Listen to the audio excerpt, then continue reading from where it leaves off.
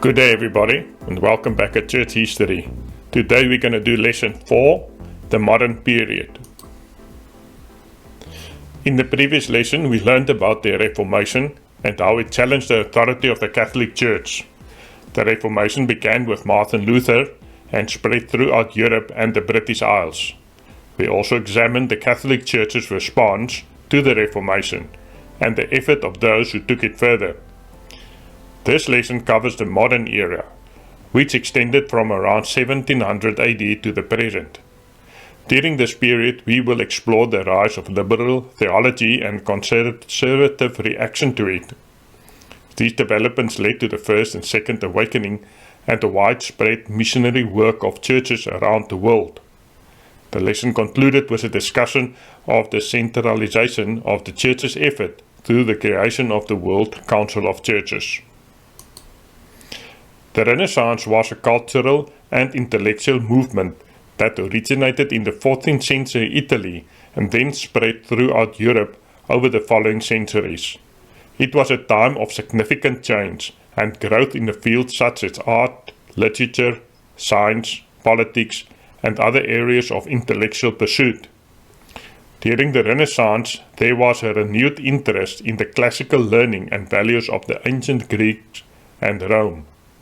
New forms of art and the development of the printing press made it easy to share ideas and information with a larger audience.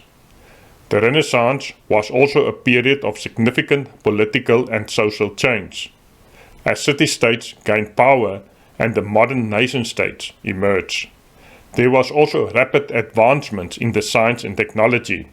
Overall, the Renaissance was a time of great intellectual and cultural progress. The Age of Enlightenment was an intellectual and cultural movement that took place in Europe. It is typically dated from the publication of the French philosopher René Descartes' Discourse on Method in 1685 to the French Revolution in 1789. During the Enlightenment, there was a strong belief in the power of reason and the value of individual freedom and autonomy.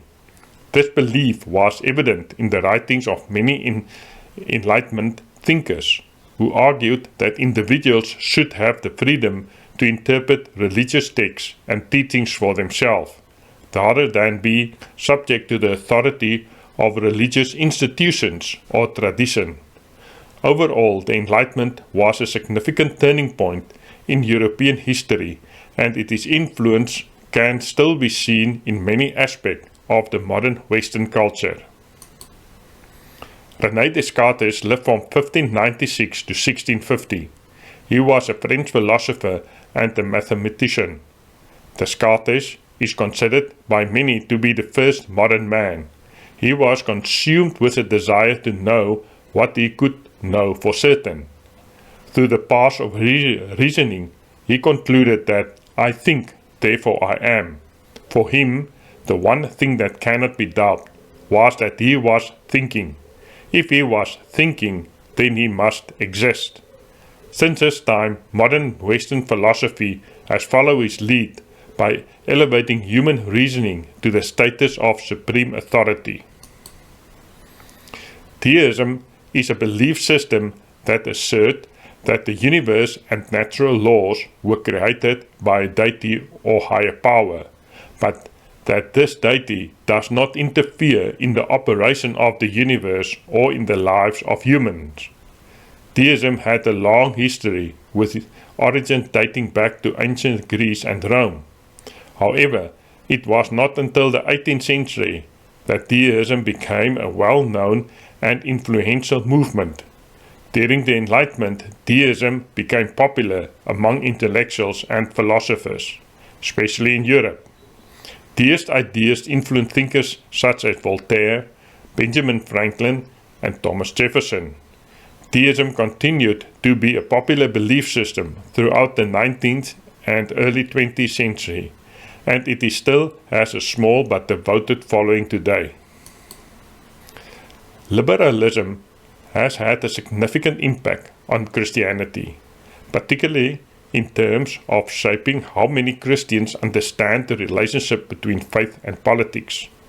Liberalism emphasizes the values of individual freedom and independence, leading many Christians to adopt a more individualistic approach to faith, focusing on personal relationship with God and the need for individuals to make their own decision about matters of faith. Liberalism has also influenced how many Christians think about social justice and the role of the state in promoting the common good. Many liberal Christians see the state as having a responsibility to address social and economic issues and believe that it has a duty to promote the well-being of all citizens, regardless of their faith or background. However, not all Christians have embraced liberalism, and therefore are many within the Christian tradition we see it as incompatible with traditional Christian beliefs and values. Liberal theology is a Christian movement that emphasizes the use of reason, critical thinking, and modern scholarship in the interpretation of the Bible and the development of theological doctrine. It is characterized by its willingness to engage with contemporary social and intellectual trends and its openness to revising traditional Christian beliefs in the light of a new knowledge and understanding. Liberal theology emerged in the 19th century in response to the Enlightenment and Industrial Revolution, which brought about significant societal and cultural changes. In response of these changes, many liberal theologians sought to interpret Christian doctrine in order to make it more relevant to the modern world.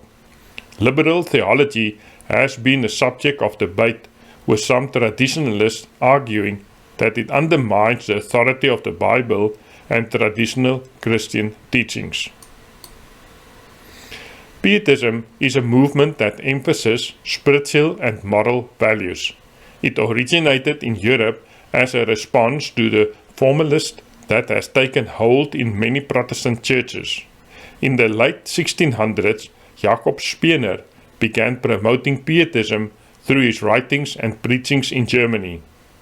Unlike some of other movements, Pietism did not place a strong emphasis on the study of the Bible, and often downplayed the importance of using our minds to serve God. Instead, it focused on practical measures that many people believe would help them find the essence of Christianity in morality. Pietism spread to England, where it was more closely tied to the study of the Scripture and played a role in the evangelical awakening of the early 1700s. Jacob Spener was a German theologian and pastor who is considered one of the founders of Pietism, a movement within the Protestantism that emphasizes personal piety and spiritual renewal in the importance of living a Christian life. Spener was born in 1635 and studied theology at the University of Altdorf. After serving as a pastor for a number of years, he began to develop his ideas about the importance of personal faith and the need for spiritual renewal within the church. In 1670, Spener published a book called Pure Desires, in which he outlined his vision for the renewal of the church. He argued that the church should prioritize personal piety and spiritual growth rather than just adhering to traditional forms and practices. He also placed a strong emphasis on small group gatherings known as collegia pietatis, where believers should share their faith and support each other in their spiritual journeys. Spener's ideas had a significant impact on the development of Pietism and they continued to shape the beliefs and practices of many Protestant denominations today. The First Great Awakening was a religious revival movement that occurred in Britain and the American colonies in the mid-18th century. It was marked by intense emotional experiences of conversion and a renewed focus on personal piety and devotion. The movement was sparked in part by the effort of evangelists such as George Whitefield, John Wesley, and Jonathan Edwards, who preached to a large who preached to large crowds and stressed the importance of individuals having a personal relationship with God. The Great Awakening also has a significant impact on the Church of England, as many Anglicans were drawn to the emotional and experiential aspects of the revival. The movement contributed to the growth of Protestant denominations in the American colonies, such as Baptism and Methodism, and helped to shape the religious landscape of the United States. The First Great Awakening is often seen as a precursor to the Second Great Awakening, which took place in the early 19th century. Jonathan Edwards lived from 1703 to 1758 and is considered to have played a significant role in the start of the First Great Awakening through his ministry. Edward preached a sermon called Sinners in the Hands of an Angry God, which had powerful impact on many listeners and led to a large number of conversions. Edwards was a highly skilled theologian who fully embraced Calvinism. He promoted the ongoing work of the awakening through his preachings and writings, emphasizing that a genuine saving faith always results in a deep joy and delight in God. He also offered guidance on how to distinguish between genuine Christian emotions and those who were counterfeit. John Wesley was an influential Anglican cleric and theologian who played a crucial role in the development of the Methodist movement in the 18th century. He was born in England in 1703 and studied at Oxford University, where he became a member of the group known as the Holy Club, which focused on the personal and spiritual discipline. Wesley began his ministry as an Anglican clergyman, but eventually broke with the Church of England and founded the Methodist movement, which aimed to reform the Church and return it to its biblical foundations. Wesley was renowned for his powerful and persuasive preaching and traveled extensively throughout Britain and the American colonies, delivering sermons to large audiences. He also wrote extensively on theology and spirituality, and his writings continue to be widely read and studied today. George Whitefield was a significant figure in the history of Christianity, particularly in the early modern period. He was born in England in 1714 and became a renowned Anglican preacher and evangelist, known for his emotive and powerful preaching style and his ability to attract large crowds. Whitefield was one of the leaders of the Great Awakening, a religious revival movement that spread through Britain and the American colonies in the mid-18th century. He made several trips to American colonies, where he preached to large crowds and helped to spread the message of the gospel. Whitefield was also a strong advocate for social justice and worked to improve the lives of poor and marginalized. He passed away in 1770 at the age of 56. The Second Great Awakening occurred between 1719 and 1840 and had a major impact on Protestantism in America, leading to the modern missionary movement. The theology and practice of the Second Great Awakening differ significantly from those of the First Great Awakening. In the eastern part of the United States, the Second Great Awakening began on the university campuses, many of which were Presbyterian, institutes like Princeton. In the western part of the United States, the awakening began at outdoor meetings on rural areas that could last for days, with various pastors preaching.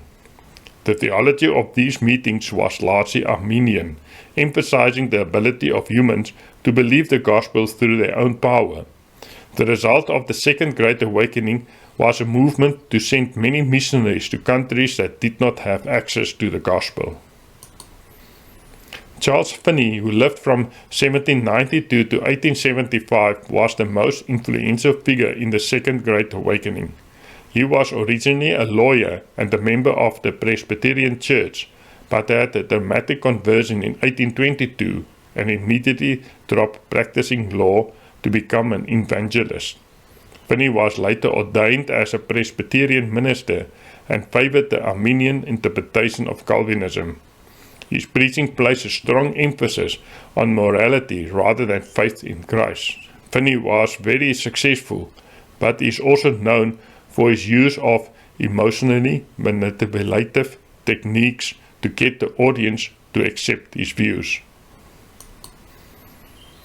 The Protestant mission period refers to the time in the history when Protestant Christians, particularly those from Western Europe, began engaging in missionary work throughout the world. This period is generally dated from the time of the Second Great Awakening to the present day. During the Protestant mission period, Protestant missionaries have traveled to many parts of the globe, including Africa, Asia, and the Americas, with the aim of spreading the gospel and converting people to Christianity. These missionaries have had a major impact on the religious and cultural landscape of many regions around the world and have a lasting influence on the lives of many people. William Carey, a British pastor who lived from 1764 to 1834, is considered the father of the modern missionary movement. His writings and his own missionary work laid the foundation for other missionaries. Carey was a Baptist pastor who embraced Calvinism and believed that the sovereignty of God uses the means of Christians sharing the gospel to save sinners. He arrived in India in 1793 and persisted for 7 years until he saw his first convert to Christianity. With the help of other missionaries, Carey translated the entire Bible into 6 different Indian languages and the New Testament into 23 Indian languages. He also started a school to train Indians to become ministers and work towards social change. In the early 19th century, a group of students from Williams College gathered in the field for a prayer meeting to discuss the spiritual needs of people in Asia. It is today known as the Haystack Prayer Meeting. 4 years later, some of these students founded the American Board of Commissioners for Foreign Missions, ABCFM. The ABCFM sent its first missionaries to India in 1812, and later sent missionaries to China, Hawaii, and other countries in Southeast Asia.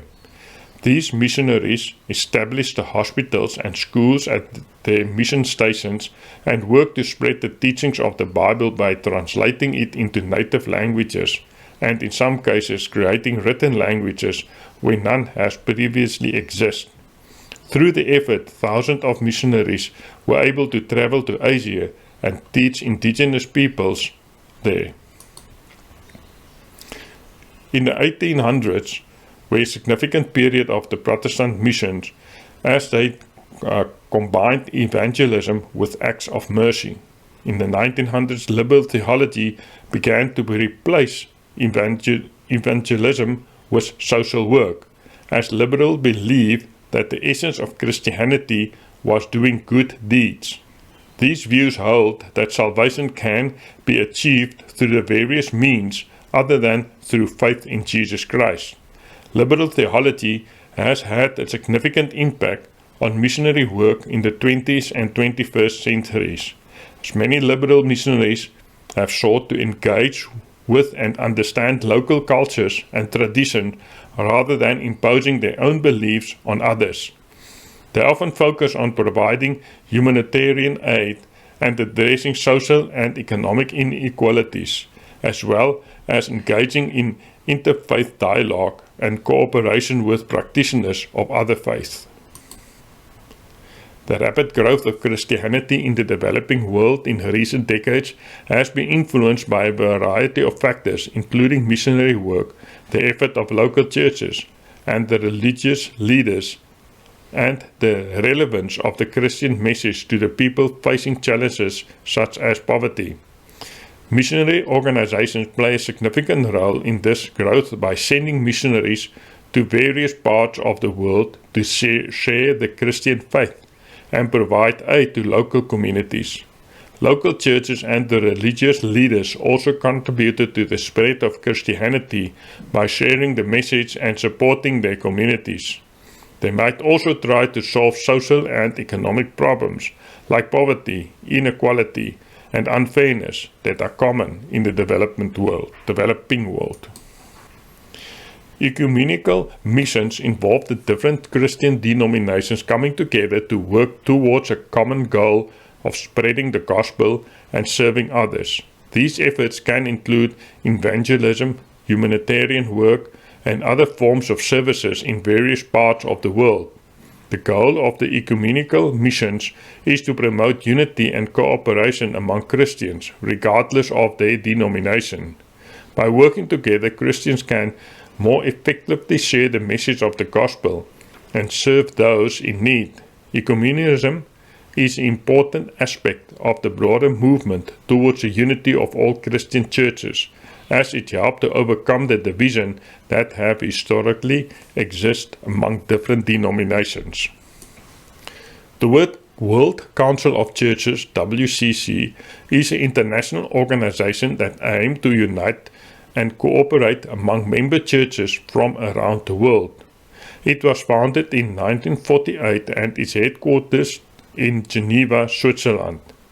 The WCC consists of 349 member churches from various parts of the world, representing over 560 million Christians from Protestant, Orthodox and independent traditions. The WCC mission is to bring together churches and Christians globally to work towards unity and common witness and service. It engages dialogue and cooperation among its member churches and with other faith groups. Additionally, it works toward addressing issues such as peace, justice, and environmental sustainability, and provide aid to disadvantaged communities. The WCC is governed by a central committee, which is elected by member churches at the WCC assembly held every 7 years. The WCC's work is implemented through various programs and committees focusing on ecumenism, theology, social justice, and interreligious relations. Let's look at the timeline of Lesson 4. The modern period. We started with the Renaissance, which was a big cultural change in the European continent and the British Isles. And then we have René Descartes, who is seen as the first modern man, and actually through his writings started the age of the Enlightenment, where reasoning became very prominent. Then we have Jacob Spener, who through his writings promoted the concept of pietism, where it was about morality, to live a moral Christian life.